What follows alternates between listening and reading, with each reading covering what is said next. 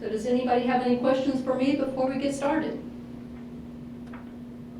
All right, again, thank you for your time. I will turn it over to Brittany Singer. Good morning, everyone. So welcome again. I am Brittany Singer. I'm the Compliance Director here at the Office of Workforce Development. So we'll just go over the overview real quick. As you can see from the agenda, this should be a pretty high-level overview of the monitoring process.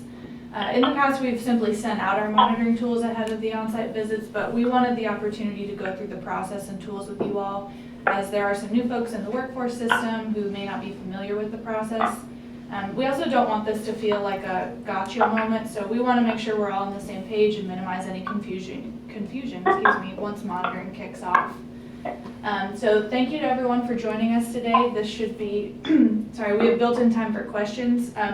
Please feel free, as Robin said, to submit those throughout the presentation, either via the chat or the conference line. And just a reminder to mute your phones if you're not actively speaking to minimize any background noise. If you are asking questions, please state your name and local area just so we know who we're talking to. If questions are submitted via chat, we'll make sure to read that question aloud. So if you send it, we got a question in the chat right now. Georgia Mountains can't hear us. Are you called into the conference line? Oh.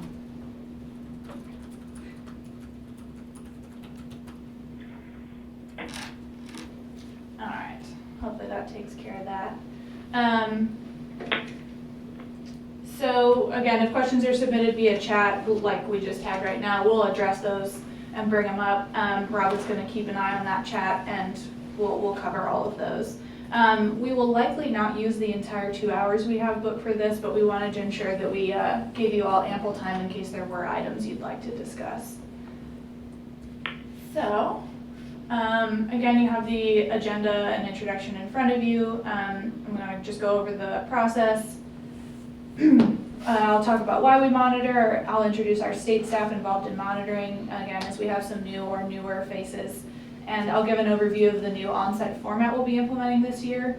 Finally, each team's going to give an overview of their tools. So you see on this screen, we've got James Thomas will cover compliance, Marcos Pope will cover finance, and then Ben Lanier will cover programs. So you'll be hearing from all of them shortly.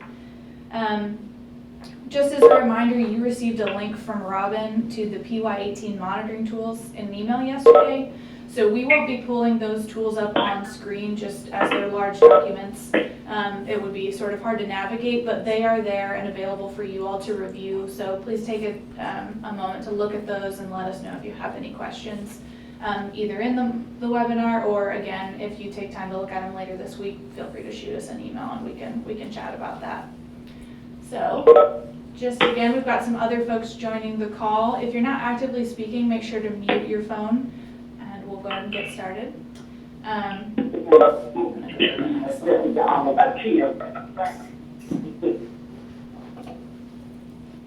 right, perfect. So we'll move into the content of the webinar. What is monitoring and why do we do it?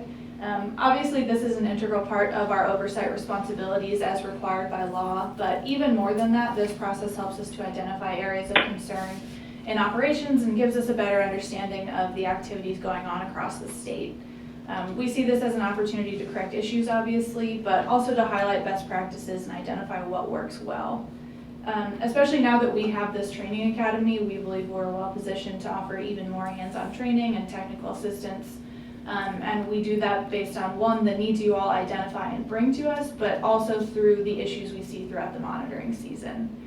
We want these monitoring visits to bleed into our technical assistance that we provide, because if an area is struggling with something, it's our duty to make sure it's reflected in the training and guidance, even more than just covering it in the corrective action period. So many of you may be familiar with this piece already, but I wanted to cover the basics of monitoring. So this is an annual process. We have 3 teams here at the Office of Workforce Development: compliance, finance, or grants and programs.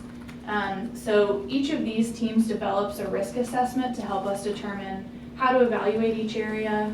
And then while these assessments differ slightly between the teams, the main components that influence these scores are prior year findings and observations, size of award, turnover in leadership, if you use subrecipients, and of course if there's any suspected fraud, meaning an OIG investigation or another open compliance investigation. So the level of risk determined by each of the teams then informs how many samples we select. After that comes the preparation for the on-site monitoring, which includes a data request for all of the information our teams will need to review.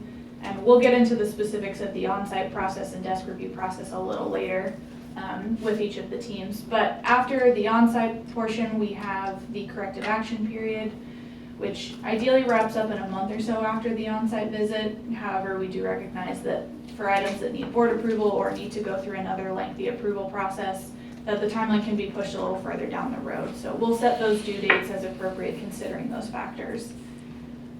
Again, when we refer to monitoring, we most often mean the annual on-site process. However, monitoring can take many forms.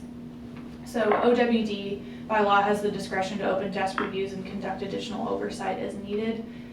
For more information about that, you can see section 1.4 of the state policies and procedures, which lives on our website. So if you have any questions or want to look more into that, feel free to take a look at 1.4. So just a reminder that a finding results from a situation in which a federal, state, or local rule or regulation is not being satisfied, and an observation is when a program or process improvement would strengthen local operations. Obviously, some issues are pretty black and white in terms of what should be a finding, and when we see it on site, we must make it a finding. However, where there are opportunities for us to assist you all in correcting those issues or identifying compensating controls, we will work with you and find ways to reach a satisfactory result together. Oftentimes, this is a conversation we have with local state while we're on site to ascertain what the situation is and potential corrections that can be made at that time. OWD staff will also stay in contact with the local directors throughout the monitoring week to keep them up to date on what we're seeing and notify them of potential findings in the first few days on site. Obviously, issues come up at the last minute that may necessitate a finding, but we'll do our best to keep you informed about what's going to happen in the exit meeting. Pardon me. As always, when issues come up, please don't hesitate to reach out to us for technical assistance. We would always prefer to help on the front end and avoid an issue before it reaches the level of issuing a finding. But even if you realize something may already be wrong, please let us know how we can help. Just want to interrupt real quick. Make sure we have our phones muted because I'm hearing some background noise. Are there any questions about the monitoring process generally? Any questions at this point that we can cover? Alrighty, perfect. I'm not seeing anything in the chat either, so we'll move right along. So in the past, we have spent a full week on site with you all for the monitoring week. However, this year we will be changing that schedule slightly. Oops, sorry, if we could back up one slide. Perfect. The main change that you'll be seeing is that we will physically be on site 2 to 3 days, unless we require more time. We will be conducting the entrance and exit meetings via teleconference.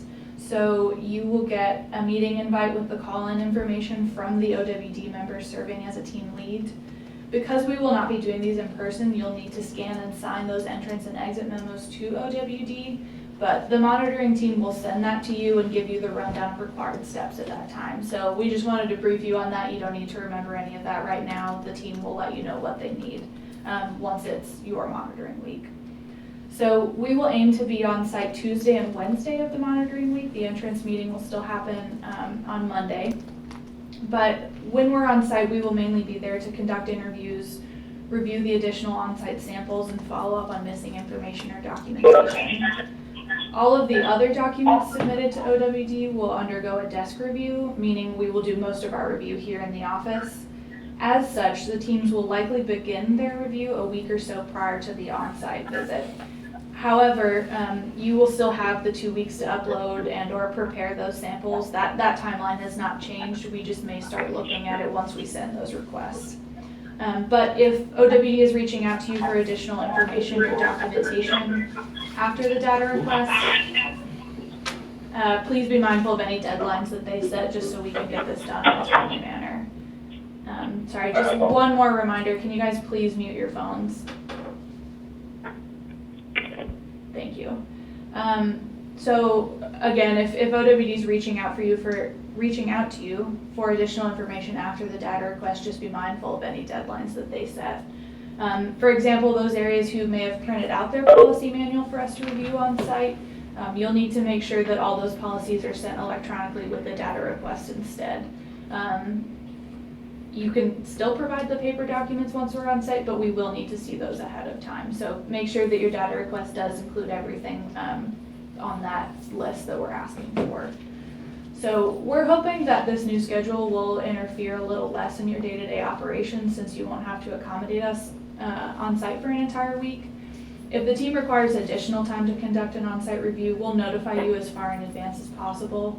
I think we'll only need more time if there are scheduling difficulties in terms of interviews, or if you are high risk for any of the monitoring teams, since that requires a larger sample. But each of the teams will be in contact with you and let you know what we're expecting for that week in terms of scheduling. Are there any questions about this new on-site format?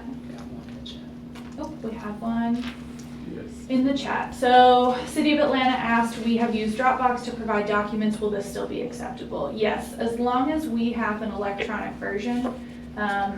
Obviously communicate that with the compliance person who's sending the data request to you of where those documents are. But yes, as long as it's electronic and we can view it ahead of time, meaning prior to the on-site visit, yes, that will be acceptable. Are there any other questions? All right, perfect. We'll move right along. So many of you may be familiar with the folks on our monitoring team, but we do have a few new additions, so we wanted to take this opportunity to introduce everyone. You'll see we have everyone's headshots on the PowerPoint, so if you see them out and about at SETA or other trainings, please be sure to say hello. You'll be hearing from these folks throughout the monitoring season, either as they request documents, serve as the team lead for the monitoring week, or as we wrap up corrective actions. So please be attentive to their correspondence and reach out to them should you have any questions. So the first slide here, we have the compliance team, which is led by myself, Brittany Singer. We have Dayon Woods as our senior compliance specialist. We have Miss Karen Abram, who many of you should know. She joined us during the monitoring season last year, so she's newer to our office, but a veteran of the workforce system. We have Melly Napolitano and James Thomas, who you'll be hearing from shortly about the compliance tools. And then next we have the grants team or finance team, which is led by Dr. Serena Walker, our grants director. We have a few new folks on the monitoring team for finance. Marcos Pope should be familiar to everyone. We have Darian Moore, who's newer and joined us last year, as well as Scott Levitt. Both Darian and Scott joined us during the monitoring season last year, and many of you should have met them by now, but if not, please give them a warm welcome when you see them next. And then our newest addition, who actually joined us last week, we are super pleased to have Renee Robinson as our fourth grant specialist. So you'll be seeing her out and about during monitoring this year, and please give her a warm welcome to the workforce team.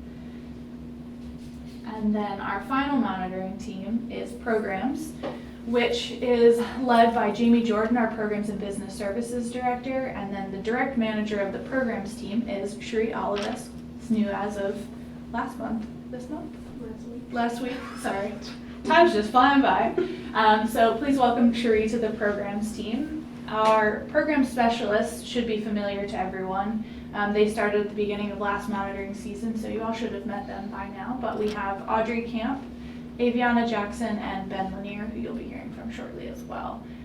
So those are all of our folks during the monitoring season that you'll be seeing.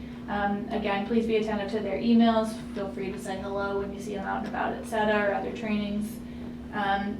We will now move into the overview of the team tools. So without further ado, I will hand it over to James Thomas for the compliance tools.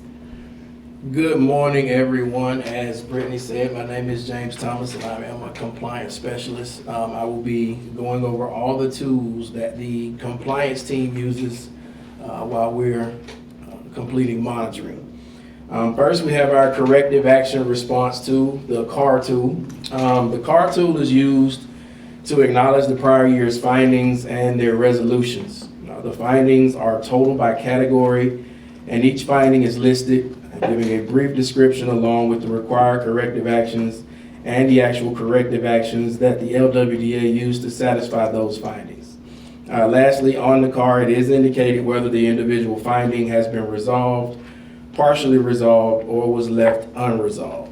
And that's more of a tool that we use prior to actually coming on site, just to make sure that we know everything that's going on with the prior year's findings.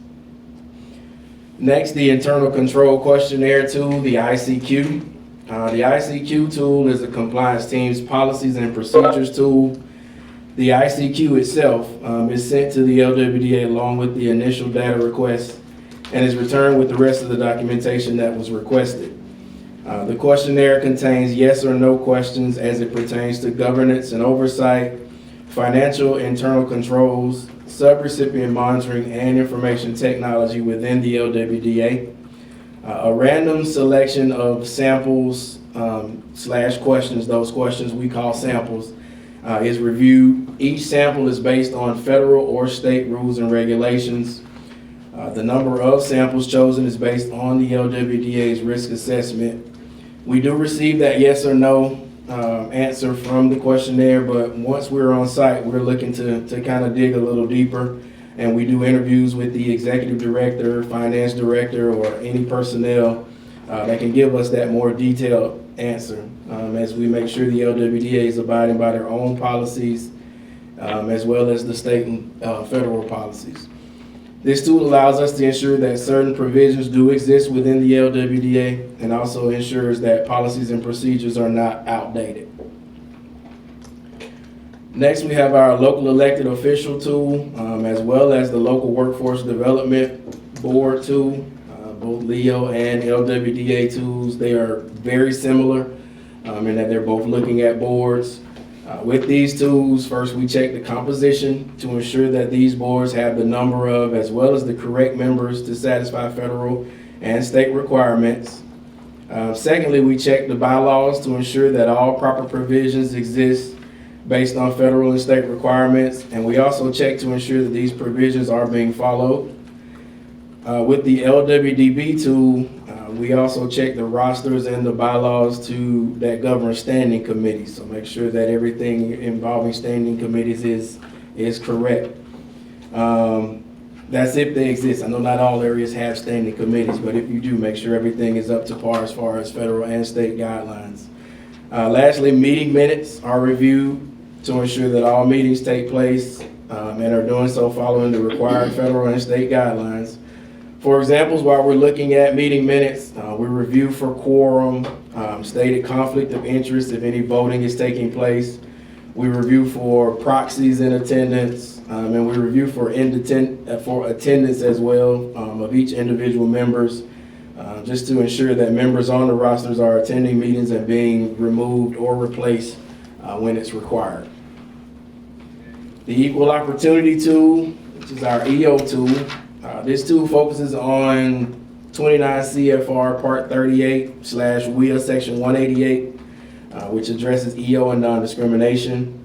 Just like the ICQ tool, an EO questionnaire does go out with the initial data request, and it is returned with the rest of that documentation. The questionnaire contains questions pertaining to general oversight provisions, record keeping, and other affirmative obligations of recipients, and compliance procedures when it comes to receiving, processing, and closing out EO complaints. Also similar to the ICQ tool, we only select random samples to review, and the number is based on that risk assessment again. We review policies and procedures to ensure the EO and non-discrimination provisions exist. And we interview the LWDA's EO officer to get a more detailed answer than just yes or no to ensure that all EO and non-discrimination provisions are being followed. The complaint log is also reviewed as part of the EO tool, just to make sure that all the information that is collected is correct, and we do review that complaint log whether or not you do have formal complaints that have been filed. Along with that, if you do have any formal complaints that were filed, we do review those just to ensure that they were properly documented and processed. Lastly, our MOU tool, the Memorandum of Understanding tool. The MOU tool has sections that are completed by each member of the monitoring team, so compliance, finance, and programs all have sections of the MOU tool. This focuses on 20 CFR Parts 678 and 679 to ensure that the LWDA's MOU for the one-stop delivery system complies with federal requirements. We ensure that all proper provisions are in place as well as being followed, and the infrastructure funding agreement is also reviewed to ensure that all parties that are present within the LWDA are contributing as they have agreed to. That is all of the compliance tools. Does anyone have any questions?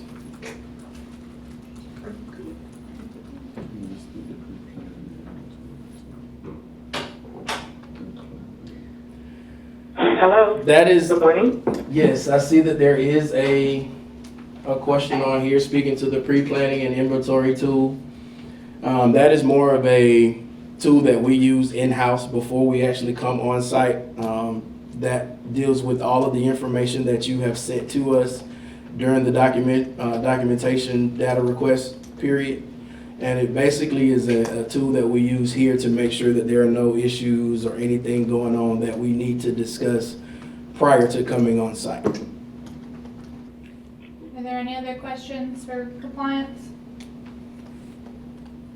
I think there was another question about access to the, Yeah, so there's a, in the chat right now, I copied the link for the tools. We will not be pulling them up on the webinar, just they're fairly large Excel documents that are sort of hard to navigate. But if you want to pull them up, click that link, and they're organized by compliance, finance, and programs. So take a look at those, and you can go through those with us as we go through it. Hang on, there's one question here. Is there a reason that the data request samples are not provided prior to arrival?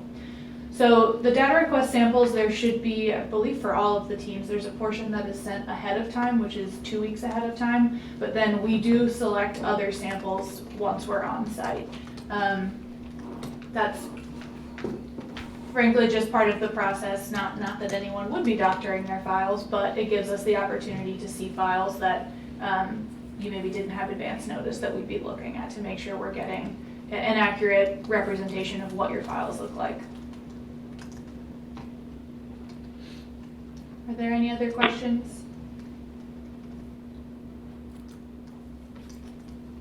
All right, perfect. We will move over to the finance team, and Marcos Pope, you can take it away. Good morning. I'm going to go with the first two tools that you will not really see much of, but they make a big impact. The first would be the policy testing tool.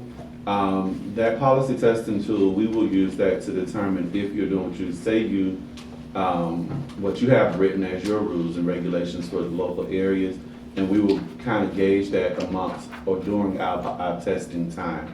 So I would definitely urge you to go through that policy testing tool to ensure that your policies, one, have been updated with the proper citation, proper names, offices, etc. We were very lenient last year with how we chose to do any findings around the policy testing tools.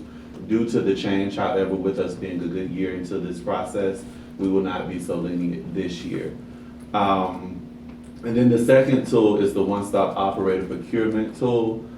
We will be discussing this further this year as it is coming up to you all having to procure another one-stop operator. Some of you, I think, have already started that process, but we will be discussing that more possibly at the academy this upcoming year. So moving right along, the financial management tool, that is our tool that we use for interviews, and unlike the rest of the teams, we will try to actually do that tool ahead of time, just so that we can gauge what we really need to do on site.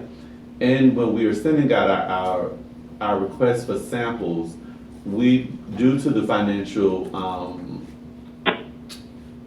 the way some areas just cannot send some things, we're requesting that you let us know what you cannot send in advance, so we'll know how to actually plan our monitoring visit on site. Our cash management tool, basically it's self-explanatory. We'll be going over your bank statements, your advances, other income, and your FSR reports to ensure that you are doing what you're supposed to be. Prepaids, again, that tool is very self-explanatory around how you're keeping them, the storage of them, and just the way you're keeping track of them. Very few areas actually still use prepaids, however, it is a big tool, and that's where a lot of our findings can sometimes come from. Salary and cost allocation, that's when we're going through your time sheets for your area, your indirect costs, and the salary and bonuses and things of that nature for the local areas. Disbursements, that's one of our bigger tools.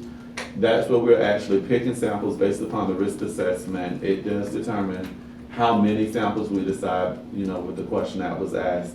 We do send that out in advance so that you can prepare that, but when we are on site, we do request an additional 5 samples, and we give you to that Wednesday to provide those samples. If there's some reason that you cannot actually get it to us in that time, please communicate it, and we will try to work around it. But we do feel that 3 days is ample enough time to pull 5 samples.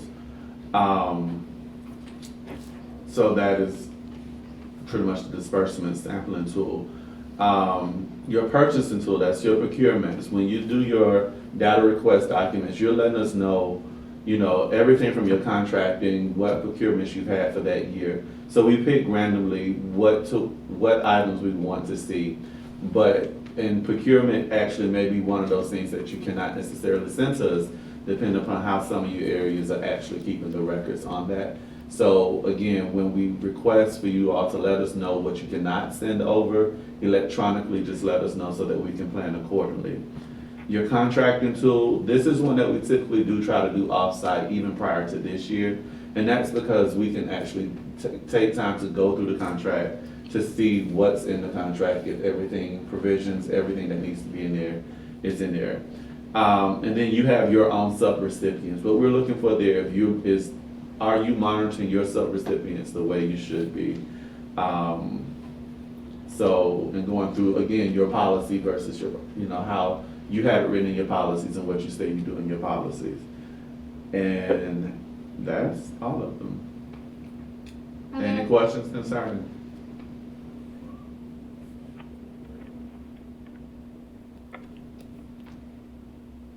All right, perfect. I'm not seeing any in the chat either, so we'll move right along. Ben Lanier is going to give an overview of the programs tools.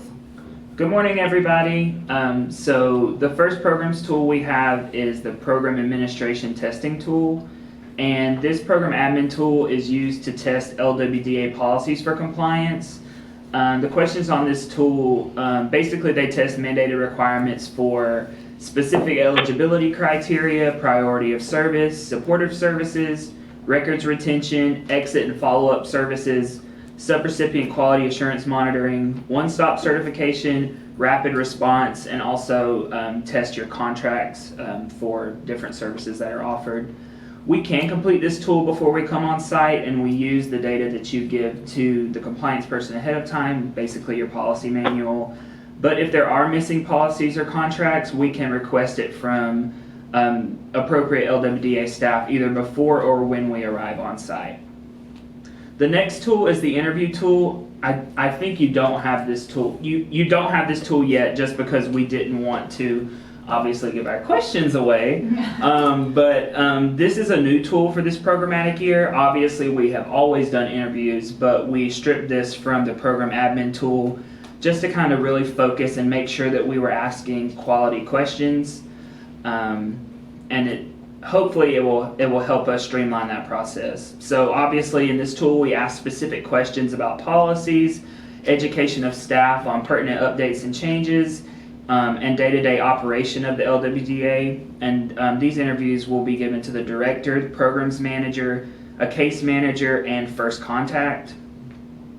Also new for this year, we will be using doodle polls via email a few weeks before we are on site to go ahead and schedule those interviews. So if you would please be as responsive to that as you can. Since we won't be on site all week, we want to go ahead and nail down times for those interviews so we're not just coming in your office and saying, hey, do you have 20 minutes for me to ask you some questions? So hopefully that will help both of us. The next tool is the Adult and Dislocated Worker tool. This tool is used to test participant case files for compliance. We test for eligibility, veterans priority of service, provision of services, employment services or training, supportive services, credential attainment, exit and follow-up, and grievance. So this is just your standard. This is what the tool we use to test those case files that we have chosen at random to test. One new thing for this year, we have given a resource guide to go with our crosswalks the programs team has. And this guide is designed to provide additional guidance from us in the form of a documentation list that satisfies these specific requirements on our tools. Brittany Singer did send a copy of this resource guide to all the directors, but if you haven't seen it yet, it also lives on our website under the resource guide section.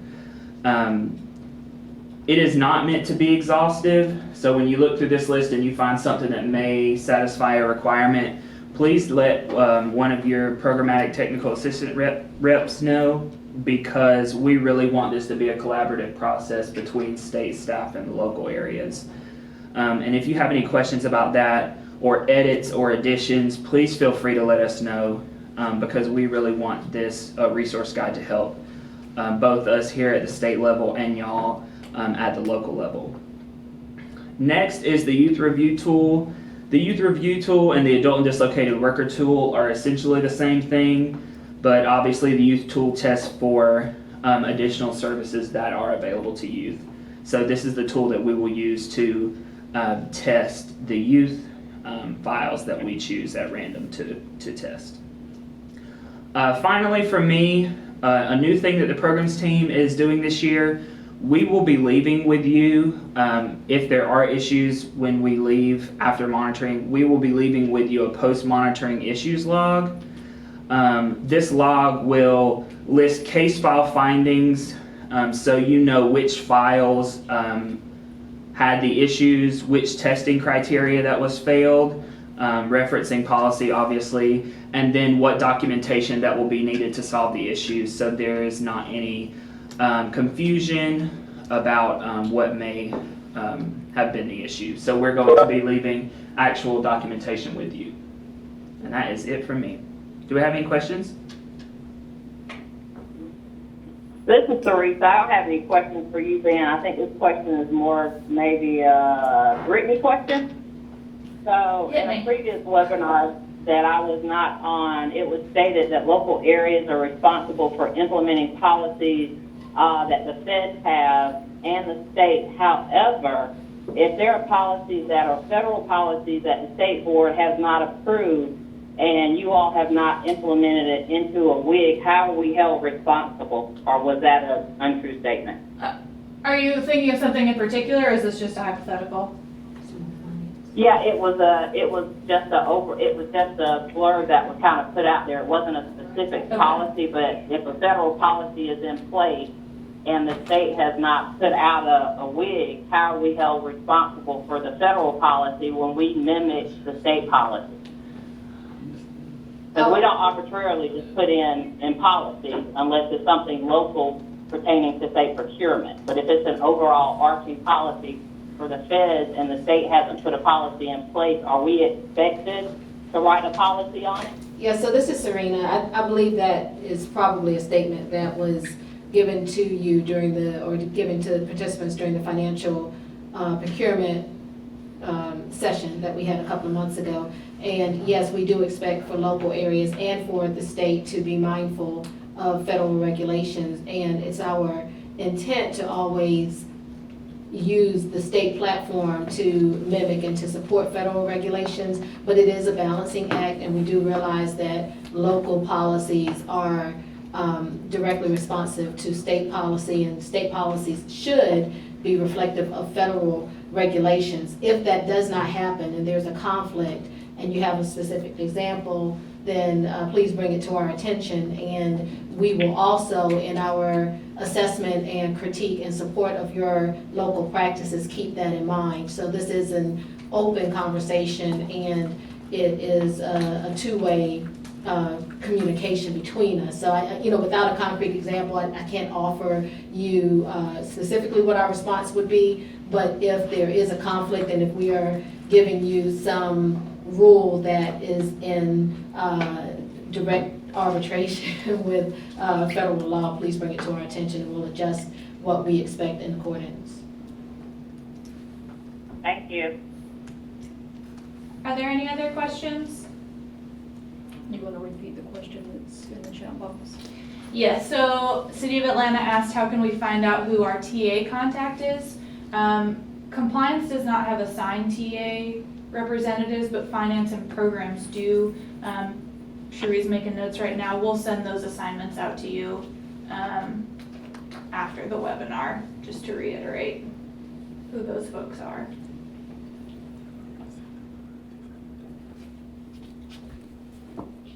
Are there any other questions?